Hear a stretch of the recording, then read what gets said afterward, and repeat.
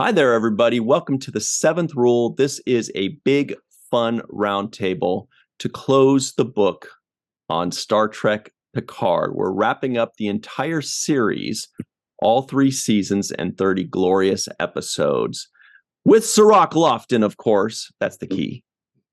Hello. My name is Ryan T. Husk. I am the lock. I don't know what that means. Melissa is also here. Melissa Longo. Hi. We've got Justin Weir in his Prune Juice and Hello. Chill shirt. Allison Leach Hyde is an acting ensign. We've got Leah, a.k.a. DJ Kitty Cat. Dr. Susan V. Gruner is here. The artist known as J.R. Poole. That's right. The Jason Oken. You know her as Sailor Marge. We know her as Sailor Marge. Donna Runyon is also here. Excellent wave. Chuck A. with a ton of stuff in his background is here. Steve Case, a.k.a. Joe Bugbuster. Everybody knows him as Joe Bugbuster. Wyeth Dion is here. Everybody knows him as an admiral and a bunch of numbers. It's like 4612. There it is. Oh, wait. 0912. Close. There it is. Carrie Schwent is here. She's known as the Crafty Bear. Yeah. Sounds like a name that Shax would have given you. Pat Brownfield is also here. Welcome, Pat. Lance is here all the way from Arizona. He likes the Phoenix Suns. Peter H is joining us only for the second time. And Rose Kirby is in Derby hanging out and being rad. So let's close the book on Star Trek Picard. Melissa Longo. So the question is for everybody and everybody in the live chat and everybody in the comments below. To you, 3 seasons, 30 episodes, the totality of a series. Mm-hmm. What was your favorite moment or favorite thing? I have 2 favorite moments, and they are in the very last episode of Picard. One of them has been lovingly dubbed Snorf. This meme is making the rounds online because that was just snoring Worf is a beautiful moment, a beautiful thing to witness. Also, this moment, the last poker game is my other favorite moment. I thought it was just so special and touching and moving and yeah. So those are my 2. Yeah, hard pressed to find better ones than that. But Justin Weir's going to try. I'm gonna try. I'm gonna skip season 1 and 2. I'm gonna keep this short. I think my favorite thing about season 3, what really got my brain ticking and thinking about the good times of TNG, was bringing back all these unexpected cast members from the past: Ro Laren, Moriarty, Chekhov, Tuvok, Shelby, the Borg Queen. And it's like they show a moment with these characters, but it makes you think of the past, like all the moments with Ro Laren. That comes to mind. It's just like, wow. Also, this season created a spider web of all the legacy, TNG, Voyager, Deep Space Nine, the Changelings with the Borg. Like, we want more of this spider web. I'm here for the legacy. So if there were a Star Trek Legacy, Justin, would you watch? Nah, yeah, of course I would. What about you, acting ensign Hyde? All right. When you said favorite moments, I'm going to go back to season 1, I think. And I loved all of the emergency holograph programs with Captain Rios. He was amazing with them all bickering with each other. Thought that was a great scene. So thank you, Santiago. That was wonderful. One of my favorites. Another one, of course, is when Captain Liam Shaw goes, no. Yes. I'd say no all day for me. And the one that pulled my heartstrings the most. What do you mean, Allison? Hang on a second. What do you what do you mean by that? Just his face, and just I'm watching 12 Monkeys because he said go watch 12 Monkeys if you liked me and Picard, so I've been watching it. Wonderful. Everyone should go do it. But yeah, just I love the sarcasm that just emanates out of Liam Shaw. So love it. But the one that got my heartstrings the most was Geordi and his girls, and I am so happy they gave him a family and a healthy relationship with women, because I always thought he'd have one. I thought they were, a little not okay during Next Gen on how they treated Geordi with women. So I was really happy to see that on Picard figured out well. Mm-hmm. You mean this guy? Yes. Love it. Off the record, no. Great. Let's see who's up next. Well, we have Sailor Marge here. What's up, Sailor Marge? Do you have a highlight? Well, yes. I have to say that the last credit scene was my favorite because it validated the song I actually did for Virtual TrekCon. Surprising to Q. All of my lyrics actually track. So that was my favorite part. So yeah, that was my favorite part. Did you have a second favorite? Oh, I have several. Yes. Okay. I love Issa Briones when she did the little data tick, and the space jellyfish, because that hit home. Well, Jason Oken is also here. He probably likes Star Trek Picard more than anybody, if that's possible. Did you have any favorite moments or a highlight? It's very hard to nail down a specific moment. Yeah, I think certainly, season 3, at least in my mind, and stands apart from seasons 1 and 2. It's almost like watching a different show in a way. But a lot's been said about certainly being with these characters again and the way they were brought together organically. There's certainly a lot more that Gates had to do, much more than perhaps ever before. But one thing that struck me more of a sort of a thread is what Jonathan Frakes was given to do and what he was able to do. I think through the first 7 seasons of Next Generation and the films, I mean, his character was pretty much sort of stagnant. There were very few changes there, and I think he became 3-dimensional. There was so much growth, and frankly, Jonathan was given a lot to do, and he did it wonderfully. So that's what, one thing that really stood out for me. On top of everything else, I mean, we can be talking about this for a long time, but there's one thing that sort of stuck out at me was the Riker character finally getting his due, and he probably had the most to do of anybody. I mean, obviously, other than Patrick. From the Next Gen cast. So it was absolutely wonderful to see. And, he certainly, showed a lot more range than he was ever given an opportunity to over all these years.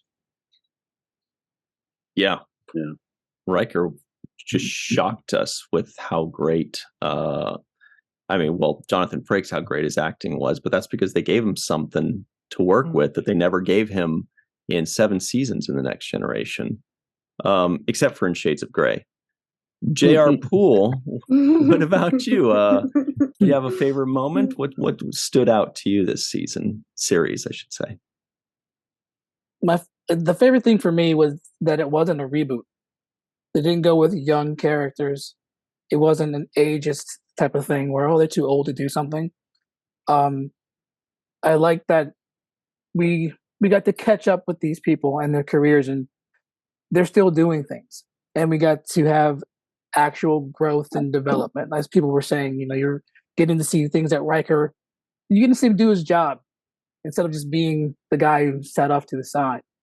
The relationships between characters, that's what I really started to like. And all 3 seasons just gave me hope for more Star Trek. If you can do it like this, then go ahead. Just start throwing money at this. The season 3, I wrote on Twitter somewhere that it was a confluence of passion and brilliance. That it was episodic and a long story arc. And they did it well. So if you can do more of that, please do it. And so to close the book on this, I loved it when Troy took the helm.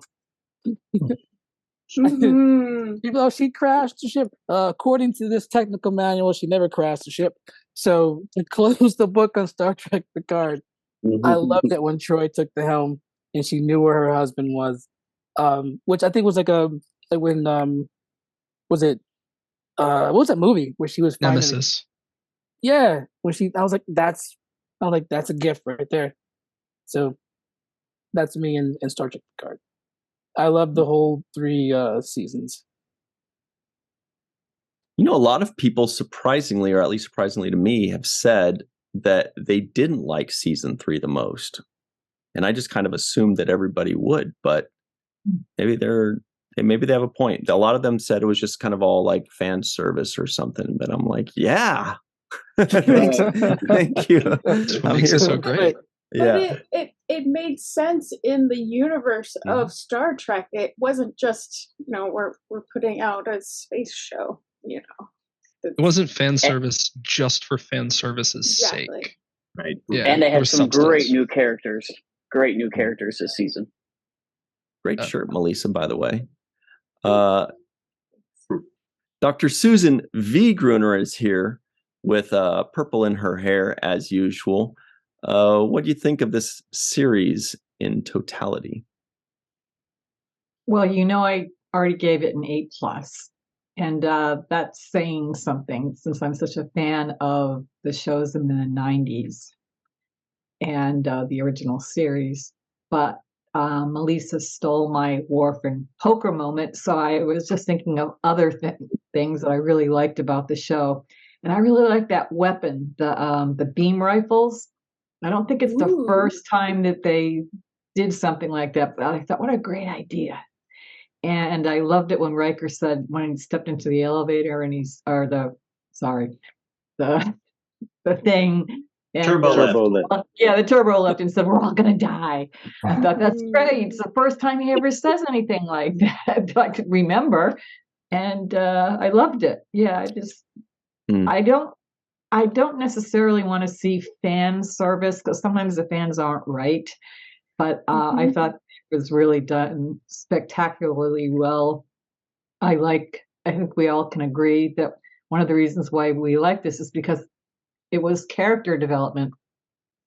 Deep Space Nine was so great because it had such great character development that is not in the other series as much as we may be Trek fans. At least that's the way I feel about it. And I thought they really did these characters right. And I hope there's more with that ending.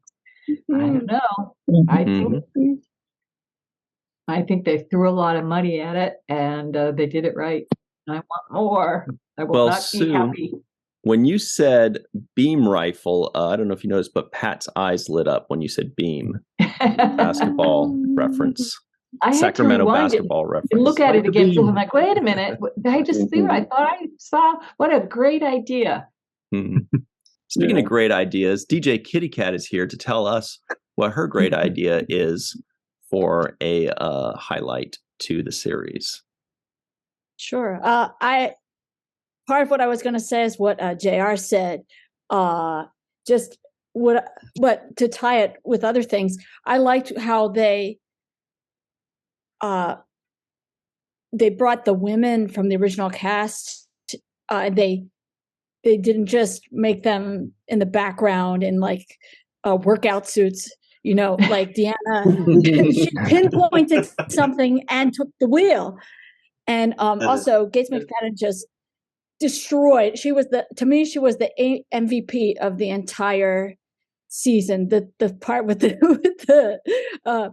it's a lot of things have happened in 20 years where she shot the phasers, and then when she just solved every problem, and she took over sick bay. She figured everything out. She didn't.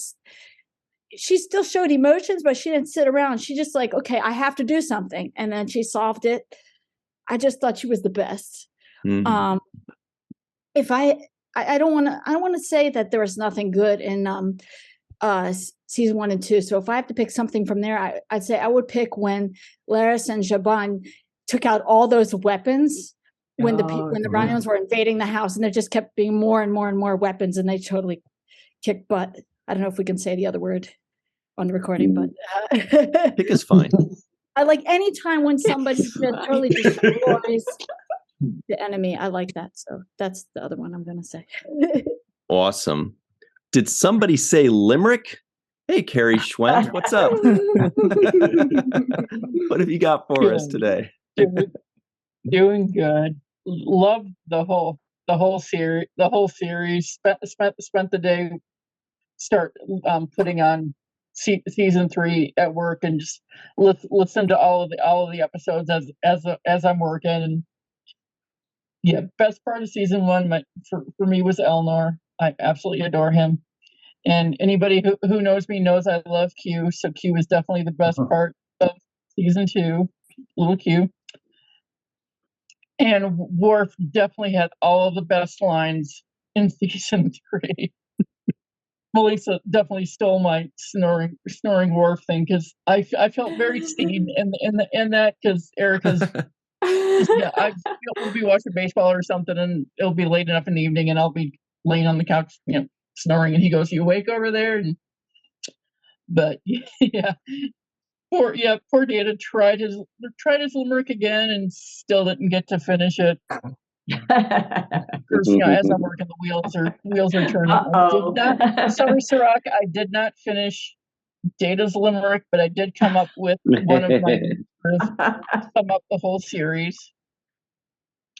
And it just just like they have been, they just sort of spilled right out. Let's see if I can read my handwriting, because I scribbled. Oh, what great adventures we've seen. Time travel and synths and machines.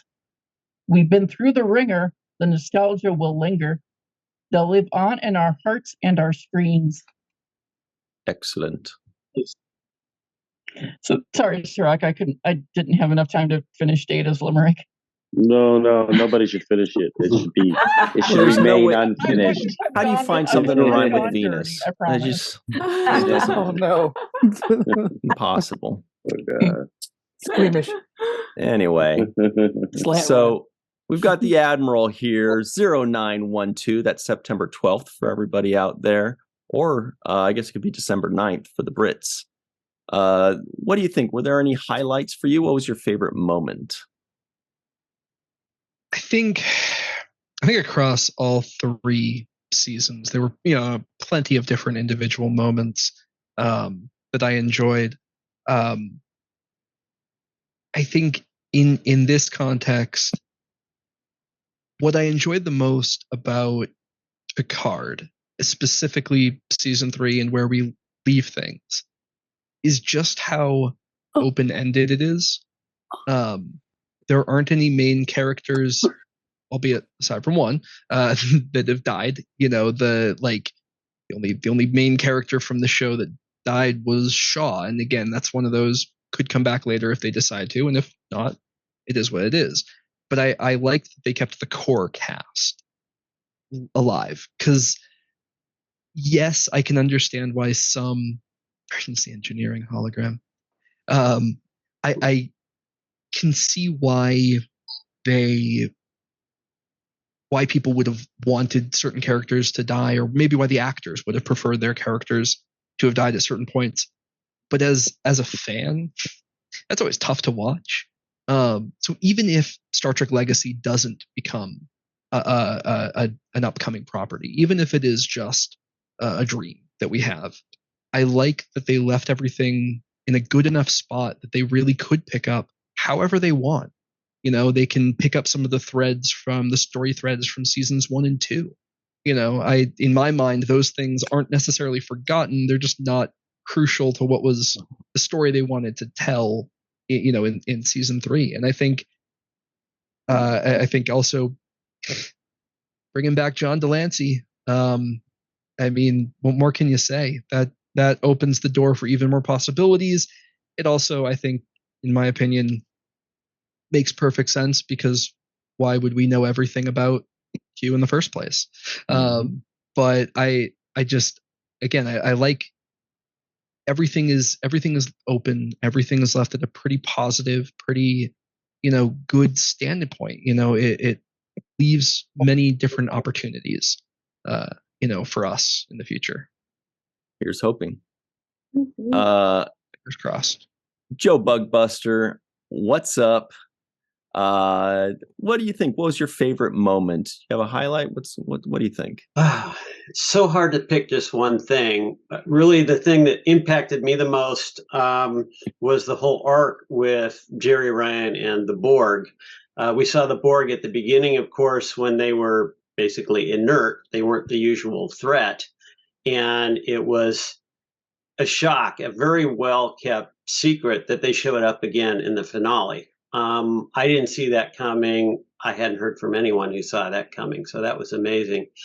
But even more than that was Seven, who back in a completely different series than everybody else in Voyager, came into this one. And originally she was Annika, the little girl who was assimilated as a child. And then she became 7 of 9. And then in this show, then we saw her as a renegade or a pirate or a freedom fighter or whatever would have been the term that she would have chosen. And then she was put on a different ship, and then she was changed back to Annika. She was not even allowed to be 7 anymore. And then, of course, at the end, she just owns the whole thing, and she's 7 again, and she's the captain. And it was just an amazing arc to me. And I really look forward to seeing what the next season or spin-off or movie or whatever, but they threw so much together, even telling us that nothing else is coming. That something else is coming. Sure seems like it. Chuck A, if something's coming, he'll be the first to know, and he'll let all of us know. Do you have a favorite moment from Star Trek Picard? Well, I think a couple. The scene where Data and Lore were fighting for their existence, basically, and all the memories of Data come forth, Spot and all that, Spot and Tasha hologram, and that was a really good scene. Brent Spiner was so amazing in that. And then, of course, he always likes to say, he said it just recently, that he enjoys working with his favorite actor because he gets to play both parts. And bringing Data back, that was, one of the highlights of the season. The other thing doing what, really Chuck? What's that? Doing what? Bringing back, Data. Never mind. I wanted you to say bringing Data back. Yeah. Anyway. And then I loved all the Worf comical moments, especially when Geordi says, "Obviously, we can't use the Enterprise E." He says, "That wasn't my fault." I just laughed so hard when. And it also brings the idea that he was captain of the Enterprise E, even though it wasn't truly said. But that's what everybody's inferring, because he was supposed to have taken over after Picard went to Admiral of the Enterprise E. So I love both of those moments. Mm-hmm. That was not my fault. No. Donna Runyon, it's so good to see you again. I hope you enjoyed Star Trek Picard. Did you have a favorite moment? Yeah, I loved all of Picard. I had a lot of favorite moments, but I think Rafi was probably ended up being my favorite character, followed close behind by Shaw. And but I mean, like the legacy actors, Gates McFadden, she's just so great with her physicality. And I know a lot of people didn't like the whole her having a child, not telling Picard, but I really enjoyed that, and that meant a lot to me. Her, single mother, continuing on raising a child by herself. I really felt like I saw myself represented in Star Trek with that whole story arc. But probably one of my favorite scenes, which is not, and the other thing is LeVar Burton. It was just like amazing to see his eyes because he is just such an incredible actor, and just the expressiveness of what he can convey with his eyes, and we actually get to see it. But one of, I guess, my favorite moments, funniest moments to me was when Shaw is fanboying over Geordi, and then Geordi is just telling him everything that's wrong, and he's just like, it's a weird week. It was a weird week. Yeah. So that was like the perfect line. I love I guess the best thing about 3 was all that humor that you got to see. Because that's what humans do, is use humor to help in those tense situations. Thank you. Well, Pat Brownfield has never had a weird week, but he does have a favorite moment or two from Star Trek Picard. Your thoughts? Yeah, thanks.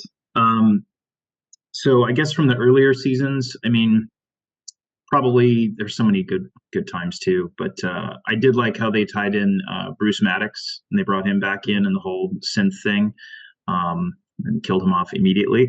I was looking forward to a little bit more exploration of that, but that was cool. Just again, another example of them tying in older episodes and older themes and bringing them into the current series was cool. Also, that seeing the plastic people scene, I guess, with the synths that revolt, and there's that violent exposition, was really shocking. That kind of stuck with me. I thought that was really well executed cinematically, so I like that a lot.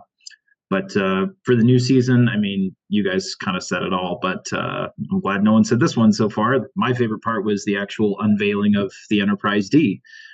When they finally go, we rebuilt it, we found the saucer section here, and explaining how they were able to get it.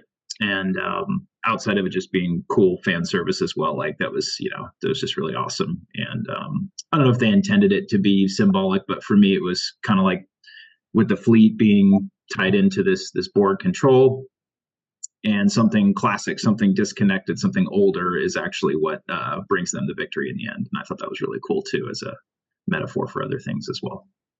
Yeah, good point.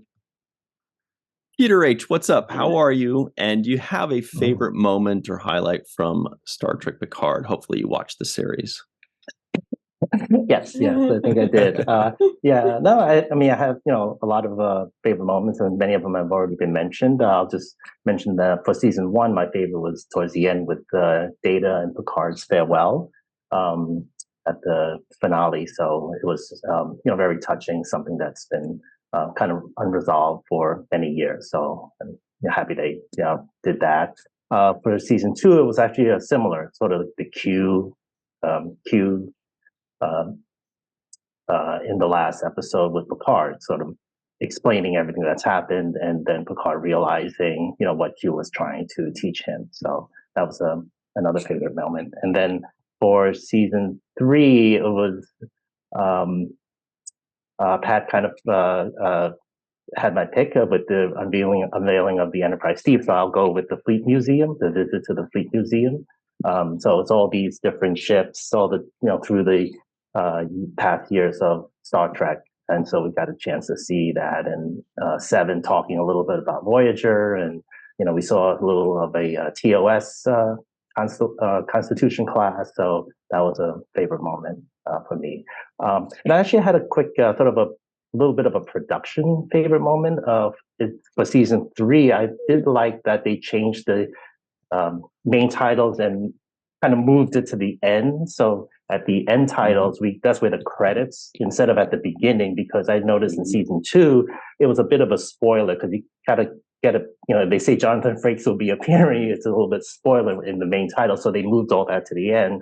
And they also had those little teasing scenes that give hints to the, the storyline of season 3 at the end. And so, as fans, we kind of pick and try to figure out what the all these little snippets of scenes mean to the plot. So I like that they moved the what was in the main title in the earlier seasons to the end titles, and it just had the main titles be like a very short intro. So that was a nicely done. Really cool, cinematic. Yeah. Lance Lytle, #1 Phoenix Suns fan, is also here. Do you have a favorite moment from Star Trek Picard? Yeah, I got a couple good ones. Season 1 kind of was mad to me. I kind of referred to as the ending as like the space octopus that came out of nowhere, and they didn't really do anything with it and just went away after that.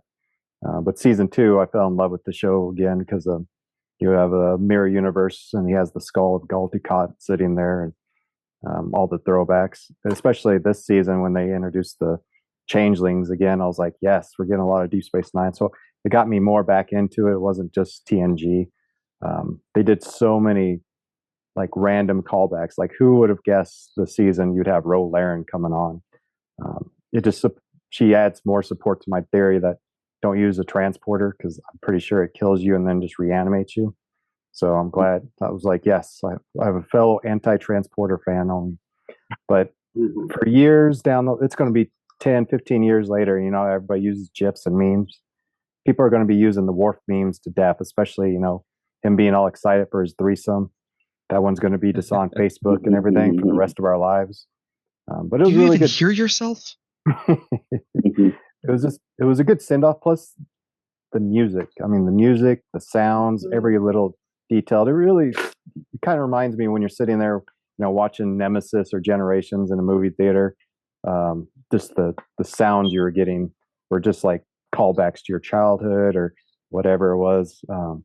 So that was really impressive, especially watching all the videos with Will Wheaton, the Ready Room, just like how all the details, and listening to people that were true fans, putting all their work into the production it really showed. It's definitely worthwhile. Hopefully, maybe word of mouth and it gets more pickup. Paramount gets those extra subscribers and we can get a Star Trek Legacy. Here's hoping. Although they have said, I didn't read the article, but they have said recently, we hear you loud and clear about Star Trek Legacy. So we'll see how that. Who was it that said that, Melissa? Terry Metalis. Okay, heard of him. And he said Alex Kurtzman was also aware of the, I'm sure, of the fan desire. Rose Kirby has her thumb on the pulse of fan desire. What did you think of Star Trek Picard's season 1, 2, and 3? Season 1, from this memory, even though it was a dream, was him showing all the cards, the Queen. So I looked at it again for about the 8th or 9th time the other morning, and I kept thinking, the showing the Queen, could it be the Borg? Season 1, episode 1, about 4 minutes in. Contrast that to the big explosion at the end. This isn't my favourite bit, but the Borg Queen is over, or is she? You see it, but my biggest 2 favourite things, I mentioned it the other day, is all the cameos, all the callbacks, but the end bit, not Q, but the Titan and the D going off into space, the callback to that film, Excelsior and the Enterprise going on to the morning or whatever. it's a callback to that. They're the most memorable things, but I'm still looking. I'm still looking at all your contributions. I'm on season 2 again of looking through Star Trek Picard, but I've watched season 3 of all yours and also all of Trek culture ups and downs. So the Thursday night for you and Friday morning for me, Saturday, and again on the Sunday, I've been watching all of your things,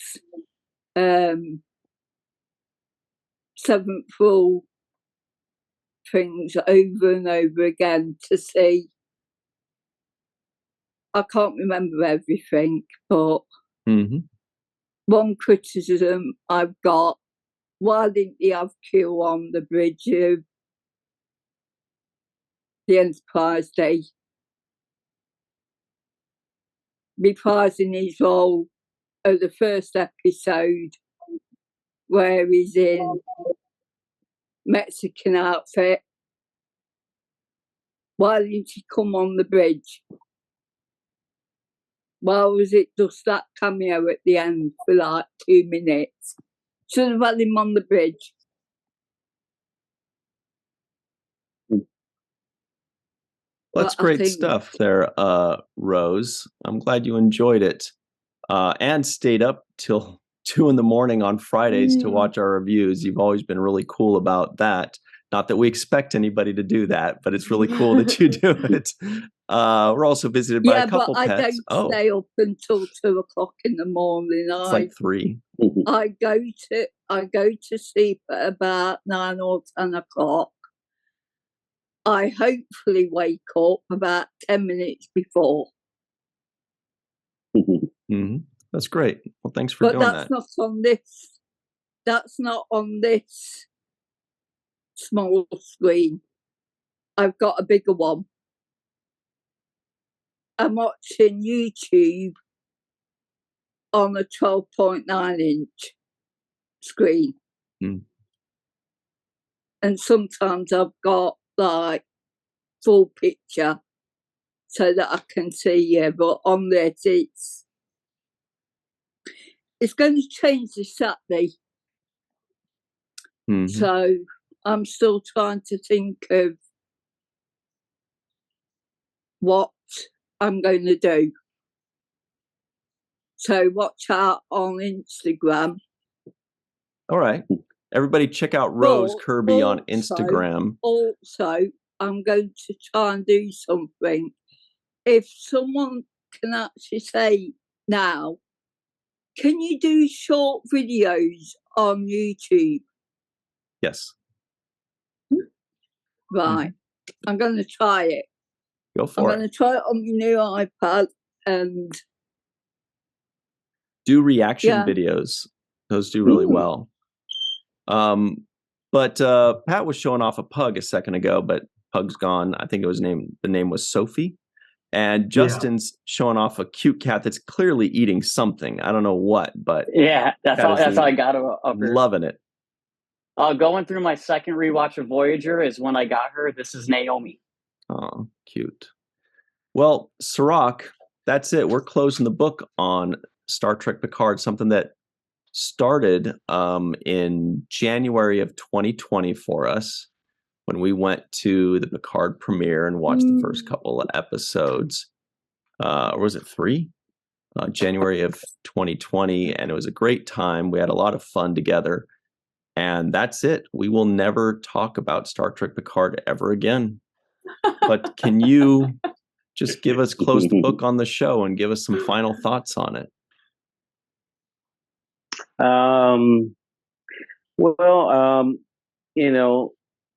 each season is kind of its own thing, and so I look at them separately almost. But overall, my takeaways are Michelle Hurd as Rafi.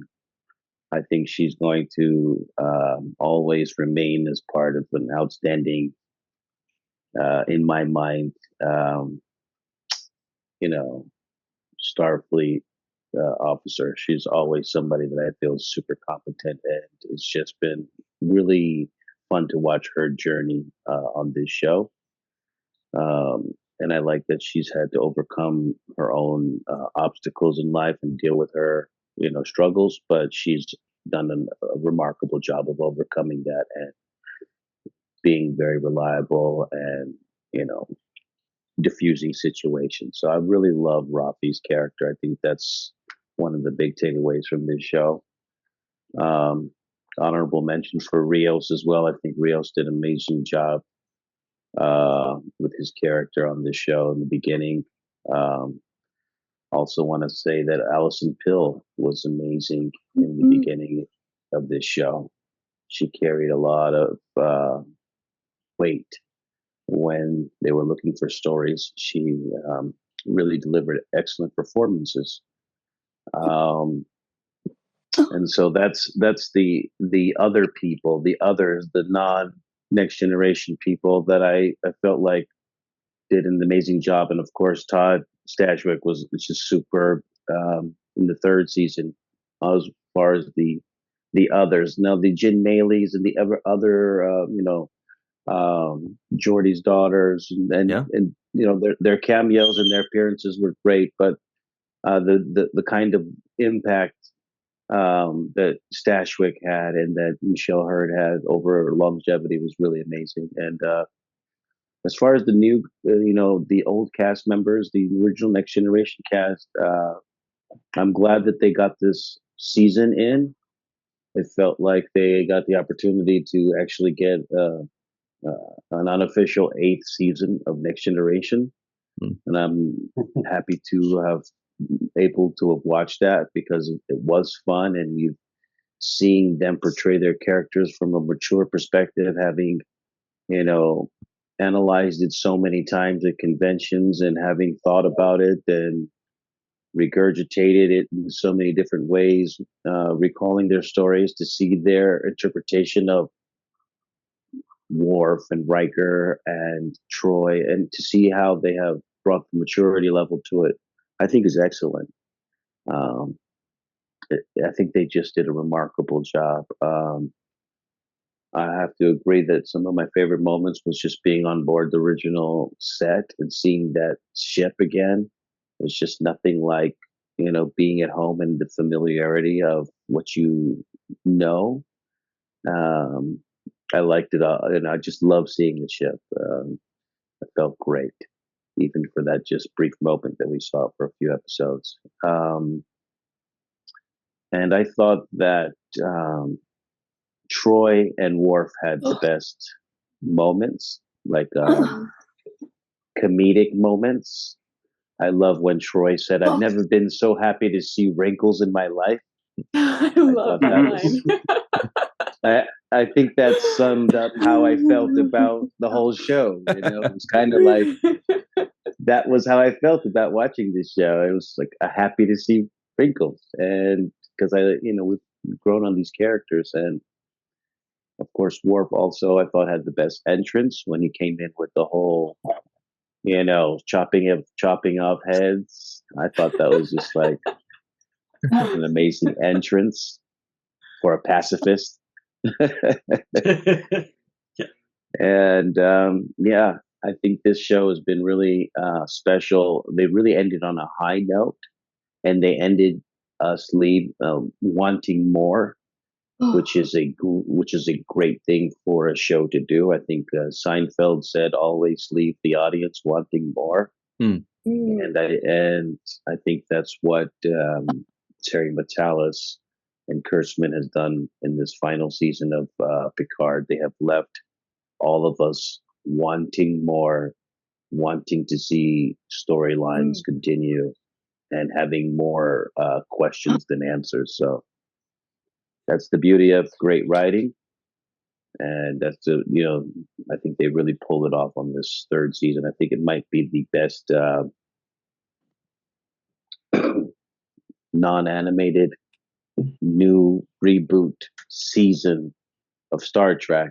It's a lot of qualifiers. Well, yeah. I've got it up there with the first season of Strange New Worlds, which I thought was remarkable. Yeah. But this final season, because it has a special place, and because we're already so comfortable with the characters, I think it's just a little bit above, and it's just that much more special. So yeah, I think overall it was just a great joy to watch this final season. I had my questions about some of the storylines in the first couple of seasons. We talked about it.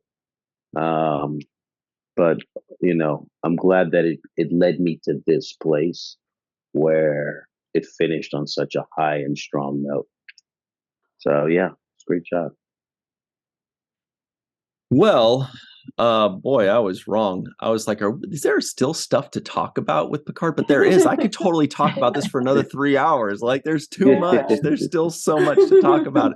It was so freaking good. And I'm so sad that it's over, but I'm so glad that they got, I think for me, I'm such a sucker. Like the very last scene where they're laughing around the poker table, just seeing Dr. Crusher, especially with this big, beautiful laugh and everybody's so happy.